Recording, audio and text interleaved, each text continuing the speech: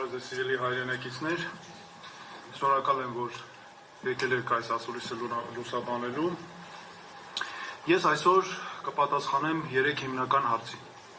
Առաջինը, որոնք են մեր երկրում առկա խորքային խնդիրները, եւ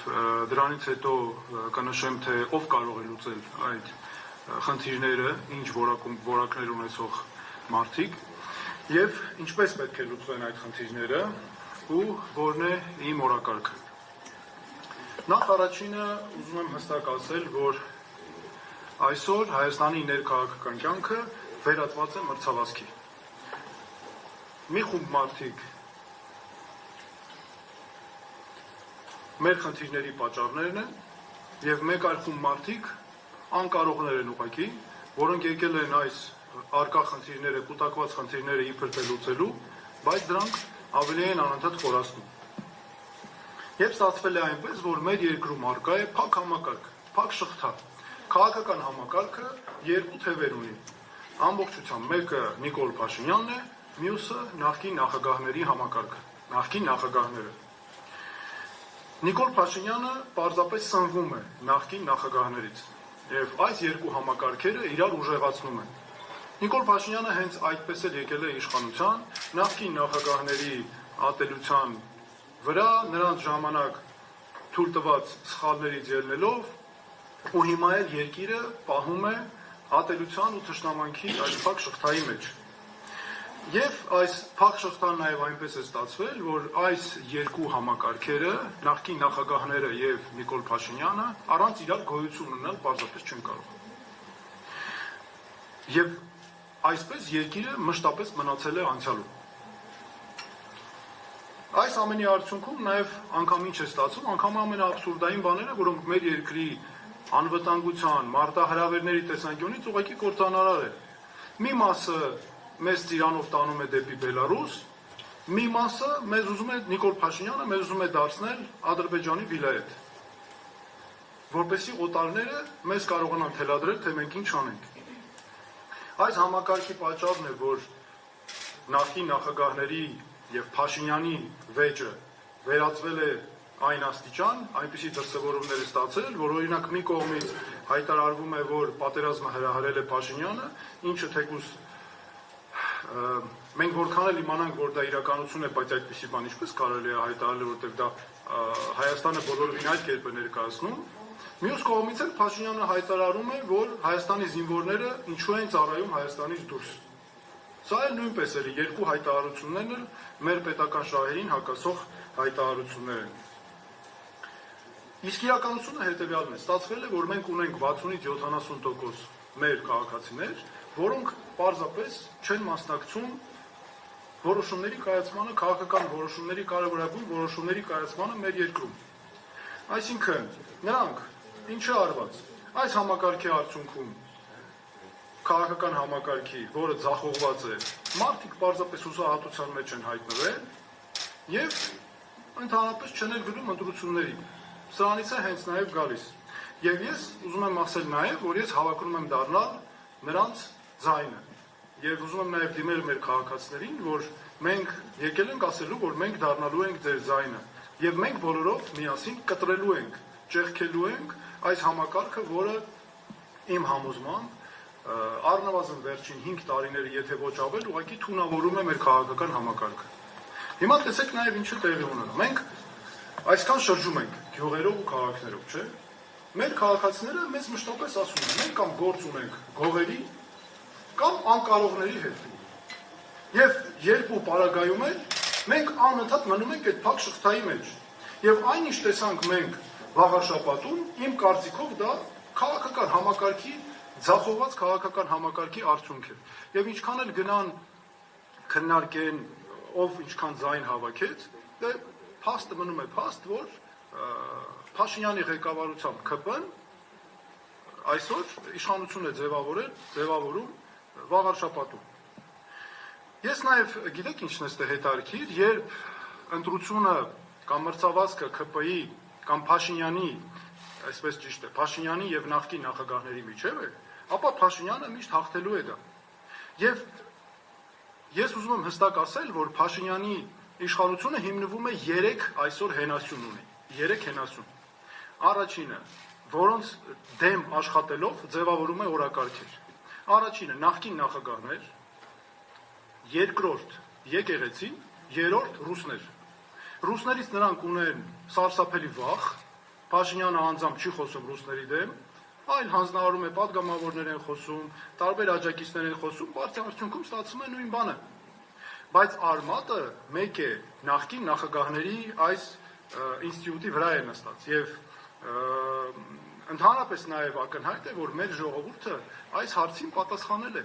Մեր ժողովուրդը հստակ ասել է, որ նախկին նախագահները իշխանության գալ չեն կարող։ Եվ ստացվել է այնպես, որ նախկին նախագահները սնուցում են ուղղակի Նիկոլ Փաշինյանի իշխանությունը, որտեղ նա սնվում է դրանից։ Գիտեք, որ ես չեմ ասում, որ նախկինում մինչև 2018 թվականը կամ պաշտոնաթող նախագահների օրը որևէ լավ բան չի եղել։ Իհարկե եղել է։ Մենք բոլորս ապրել ենք այդ միջավայրում, իրողություններ են դրանք մեր եղել եւ տեսել ենք, բայց պետք է մենք ընդունենք 2018-ը ինչու եղավ։ Որքան էլ որ տարբեր խոսեն արտաքին միջամտություններ եւ այլն, բայց կային խնդիրներ, չէ՞, կային ձևավորված խնդիրներ եւ դրանք կուտակվել են ու դրանք նախագահներից որևէ մեկին վերագրել չի կարելի։ Դրանք 18 թվականի դրությամբ բոլոր 3 նախագահների ժամանակաշրջանի կուտակված խնդիրներն էին։ Նույնը ես ասում եմ նաև այսօր էլ լավ բաներ տեղի ունենում են, բայց դրանք դրվագային են եւ դրանք մեր երկիրը պարզապես հետընթացի մեջ են պահում։ Ես նաև ուզում եմ հստակ նշել, որ ԿՊ-ն ու Փաշինյանի իշխանությունը նեգատիվի իշխանություն է։ Նրանց ինքնությունը նեգատիվ է։ Սա նեգատիվ ինքնություն ունեցող իշխանություն է եւ ամբողջը կառուցված է ատելության շուրջ։ Ինչ են անում, մասնավորապես Փաշինյանի ու նրա իշխանության մասին է խոսքը, մարդկանց անընդհատ այս խնդիրների շուրջ զզվացնում են ուղղակի զզվացնում են, որ մարդիկ հոգնեն, զզվեն, հուսահատ վիճակում մնան ու չգնան ընտրությունների եւ սա հայտնվեն հուսալքության մեջ ու սա միայնում է միայն ձեռնտու է ԿՊ-ին այս վիճակը, որովհետեւ եթե մարդիկ չեն գնում ընտրության, ընդամենը այս արդյունքում օգտվում է բնականաբար քաղաքացիական պայմանագիրը եւ Նիկոլ Փաշինյանն անձամբ եւ իմ խոսքը նաեւ ես ուզում եմ ուղղել նախկին նախագահներին, պաշտոնաթող նախագահներին, ասել որ պարոնայք պաշտոնաթող նախագահներ, եթե դուք իսկապես ուզում եք որպեսի Նիկոլ Փաշինյանը պարտվի, ապա դուք չպետք է մասնակցեք 2026 թվականի ընտրությունների ընտրապայքարին։ Եվ նաեւ ուզում եմ ասել հետեւյալը, քանի որ մեր ժողովուրդը հստակ այս հարցին պատասխանը տվել է, որ նախկին նախագահները չեն կարող գալ իշխանության, եւ դա իմանալով մասնակցում են ընտրության, սա նշանակում է, որ դառնում են ուղղակի իշխանության ձեռքում գործիք։ Ինձ համար, եւ դա նաեւ ժողովրդավարական հասարակության կանոն է, որ նրանք դառնում են պարզապես ռեժիմի մաս այս պարագայում, որովհետեւ օգնում են Նիկոլ Փաշինյանին վերածվելու բռնապետի, դեռ նա հիմնվում է, սնուցվում է միայն այս սխալներից։ Հիմա ես ուզում եմ նաև ասել, թե ով կարող է, ինչ որակներ ունեցող մարդը կարող է այս խնդիրները լուծել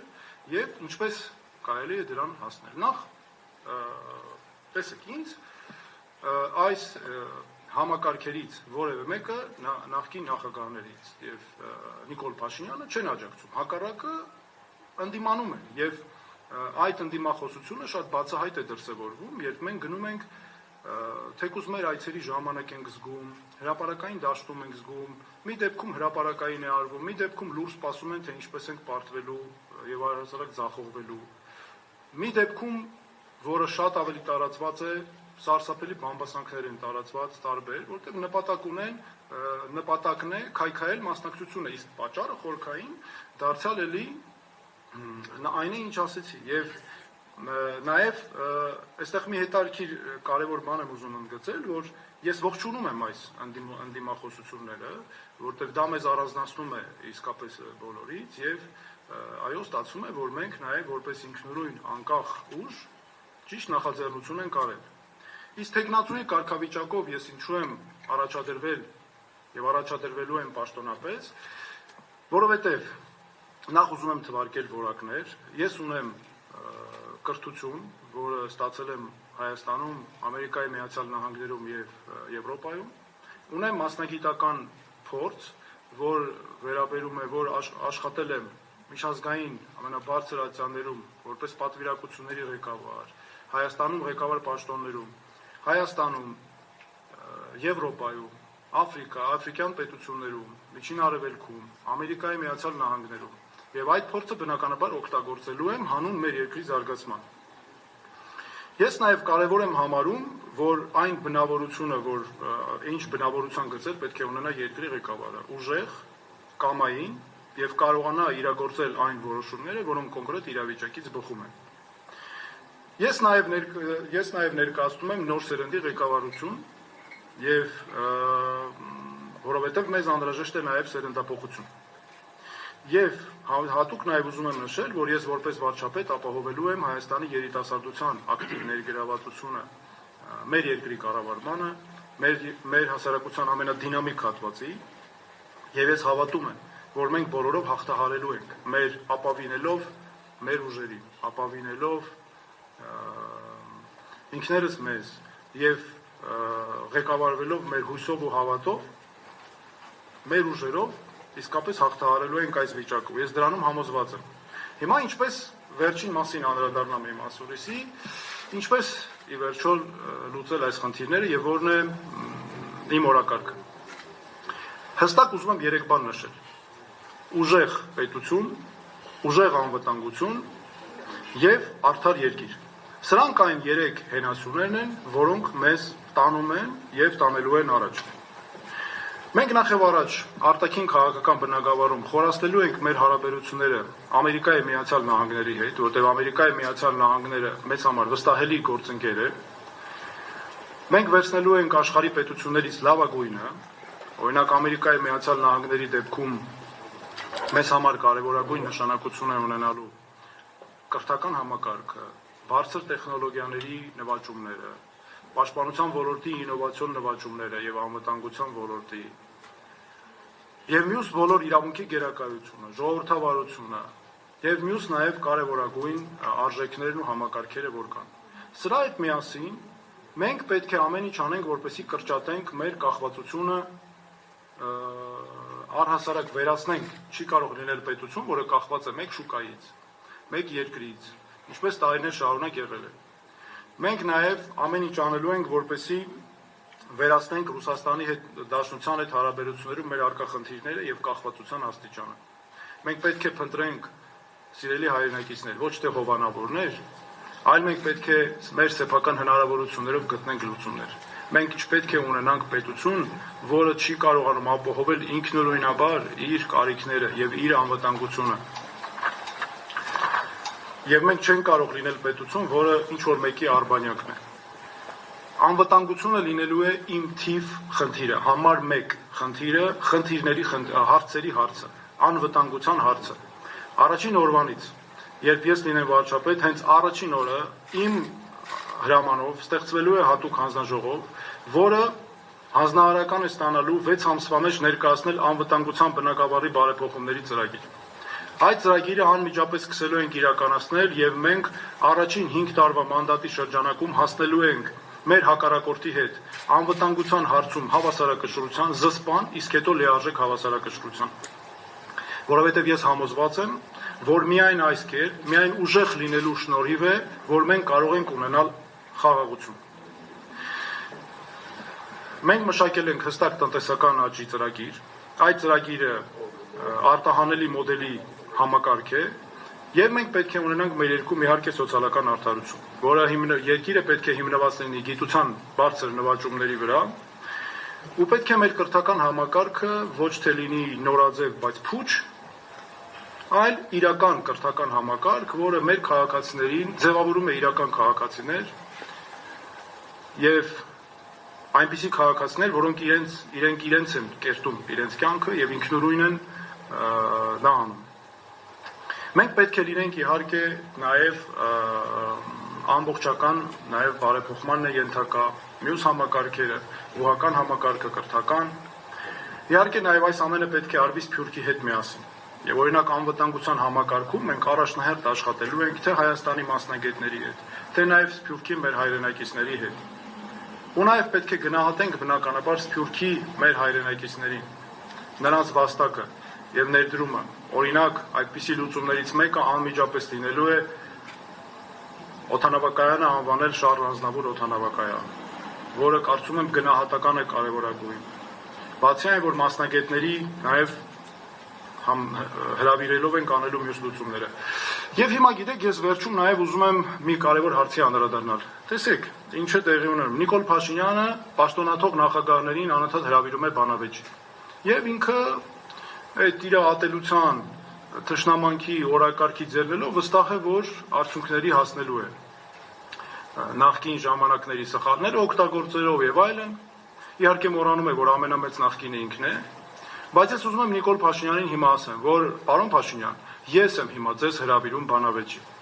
Ցանկացած տեղ ընտրեք ձեր ուզած տեղը, ձեր ուզած հարցերը, Պետրոս Ղազարյանին կարող եք կանչել, որպեսզի ձեզ մենակ չզգաք։ Հունվարի 15-ին ես հրավիրում եմ բանավեճի։ Հետևողական եմ լինելու այս հարցում։ Գիտեք, Նիկոլ Փաշինյանը ուզում է, սիրելի հայրենակիցներ, որպեսզի դուք քվեարկեք դրա օգտին վախերից ելնելով։ Ես ասում եմ, որ խնդրում եմ, որպեսզի դուք քվեարկեք մեզ համար հույսի եւ հավատի համար, հզոր երկիր ունենալու հավատով։ Եվ ես ուղղակի հավատացած եմ, որ մենք հասնելու ենք դրան։